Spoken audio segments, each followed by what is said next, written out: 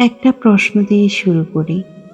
আপনি যাকে ভুলতে পারছেন না, সে কি আজও আপনাকে মনে রেখেছে? অনেকেই আমাকে প্রশ্ন করেন। এই প্রশ্নটা, কাউকে যদি সত্যি ভালোবেসে থাকি, তাহলে কি তাকে কোনোদিন ভোলা যায়? আমার উত্তর হলো না, সবসময় ভোলা যায় না। জীবনে কিছু মানুষ থাকে যাদের আমরা ভুলে যাই না। তাদের সঙ্গে হয়তো আজ আর কথা হয় না, দেখা হয় না, কোনো সম্পর্কও নেই। তবুও কোনো গান, কোনো রাস্তা, কোনো বিকেল কিংবা কোনো স্মৃতি হঠাৎ তাদের কথা মনে করিয়ে দেয়। এটা খুব স্বাভাবিক। কিন্তু আজ আমি অন্য একটা প্রশ্ন করতে চাই। আপনি যাকে ভুলতে পারছেন না, সে কি আপনাকে মনে রেখেছে? আর যদি রেখেও থাকে, তাতে কি কোনো পরিবর্তন হবে? সে কি আপনার কাছে ফিরে আসবে? সে কি আপনার জীবনের দায়িত্ব নেবে?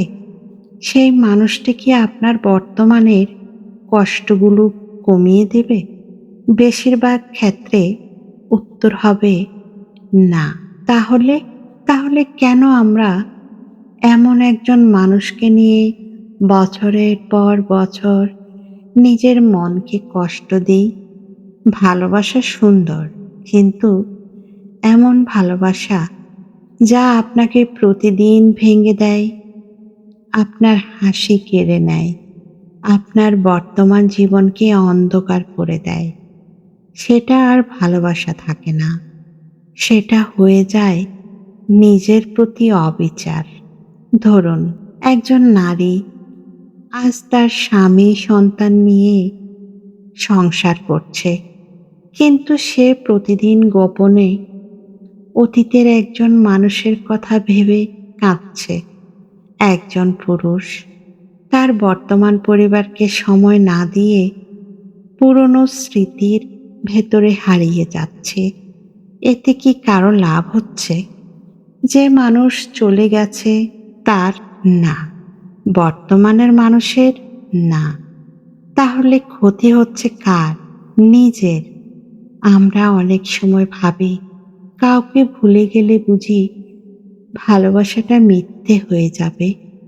কিন্তু এটা সত্য নয়। কাউকে সম্মানের সঙ্গে স্মরণ করা আর তার জন্য নিজের জীবন নষ্ট করা দুটো এক জিনিস নয়। স্মৃতি থাকবে, মনে পড়বে, হয়তো কোনো কোনো রাতে চোখ ভিজে যাবে।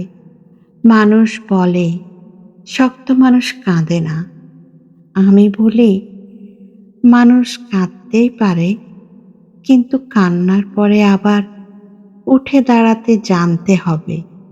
নিজেকে মনে করিয়ে দিতে হবে, আমার জীবন শুধু একজন মানুষকে ঘিরে নয়।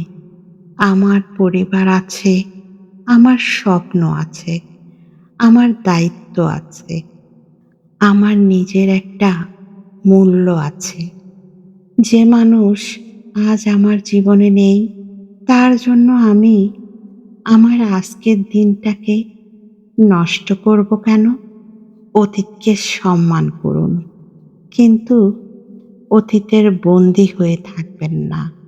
কারণ জীবন সামনে এগোয়, পেছনে নয়। আর একটা কথা মনে রাখবেন, যে মানুষ আপনাকে ছেড়ে চলে গেছে, সে আপনার গল্পের একটি অধ্যায় হতে পারে, কিন্তু সে আপনার পুরো বই নয়। আপনার জীবনে এখনো অনেক সুন্দর সকাল আছে, অনেক মানুষ আছে যারা আপনাকে ভালোবাসে, অনেক স্বপ্ন আছে যা পূরণ হওয়ার অপেক্ষায় আছে। তাই আজ থেকে একটা সিদ্ধান্ত নিন। মনে পড়লে পড়ুক, স্মৃতি আসলে আসুক, কিন্তু সেই স্মৃতির জন্য নিজের বর্তমান জীবনকে আর কষ্ট দেবেন না।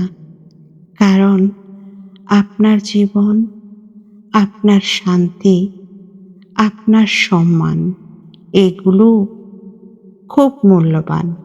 সবাই এত কষ্ট করে আমার কথাগুলো শোনার জন্য অসংখ্য ধন্যবাদ।